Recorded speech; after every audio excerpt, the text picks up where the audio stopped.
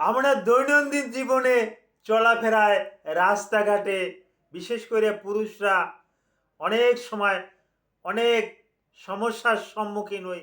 তার ভিতরের একটা সমস্যা হলো হিজড়াদের আক্রমণ। হিজড়ারা কিন্তু এই এভাবে হাততালি দেয়, এভাবে হাততালি দেয়, দে টাকা দে, 50 টাকা দে, 100 টাকা দে, এর কমে আর নেওয়া যাবে না এরকমের দাবি করে।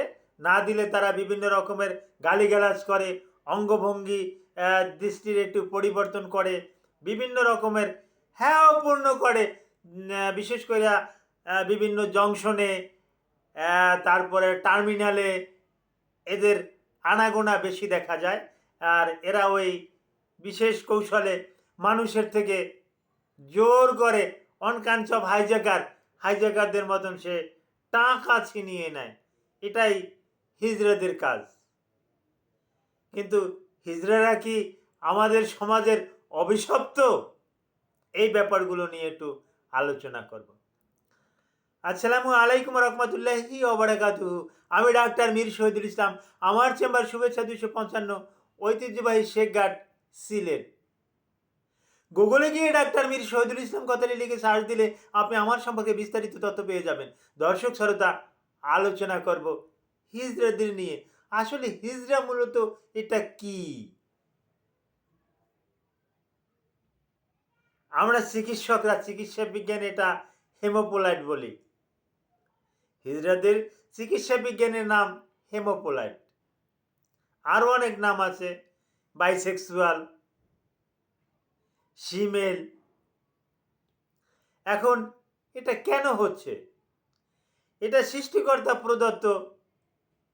আপনাকে পুরুষ করে পাঠাইছে, আমাকে পুরুষ করে পাঠাইছে, আমার মাকে মহিলা করে পাঠাইছে, আমার বোনকে মহিলা করে পাঠাইছে, যার পরিপ্রেক্ষিতে আমার মা বোন মহিলা, আমি ছেলে, আমার ভাই ছেলে। সৃষ্টিকর্তার অসীম রহমত, এরকমের কাউকে সৃষ্টিকর্তা হিজড়া করে পাঠাইছে। তো সে হিজড়া, বাইসেক্সুয়াল, হেমোপোলাইট, শিমেল, এগুলো। তো এখানে হাদিসেরও একটা রেফারেন্স পাওয়া যায়, তবে এটার সাথে মিলে দেখেছি। আমি একজন চিকিৎসক হিসাবে হাদিসকে সম্মান করি এবং হাদিসের কথাকে বেশি প্রাধান্য দিয়ে থাকি, কিন্তু এখানে এর সাথে একটা মিল খাচ্ছে না। আব্বাস রাদিয়াল্লাহু আনহু থেকে বর্ণিত একটা হাদিসে বলা হয়েছে, যখন মহিলারা মাসিক বা ঋতু অবস্থায় থাকে তখন যদি তাদের স্বামীরা তাদের সাথে যৌন সঙ্গম করে, সেক্ষেত্রে যে সন্তানটা হবে হিজড়া। আদৌ এর সাথে কোনো বৈজ্ঞানিক কোনো যুক্তি নাই, ইসলামিক যুক্তিকতাও নাই।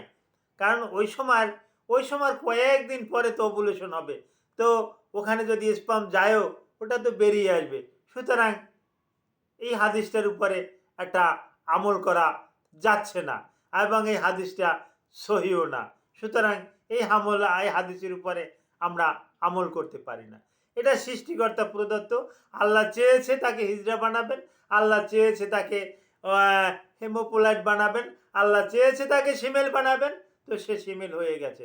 সুতরাং এখানে কোনো রকমের কোনো দ্বিধাদ্বন্দ্ব নাই।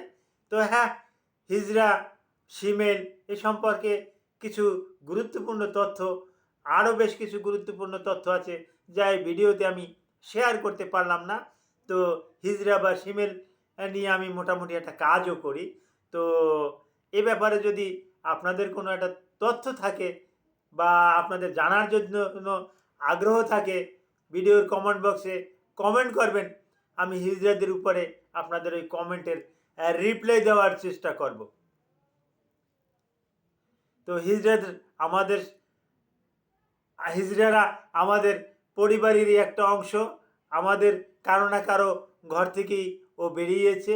সুতরাং ওকে অবহেলা করা যাবে না, ওকে নিন্দা করা যাবে না। ও এদেশেরই সম্পদ।